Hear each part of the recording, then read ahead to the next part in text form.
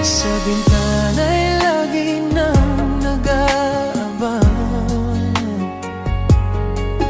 ng iyong sulyap habang nagdaraan. Parang di mo pansin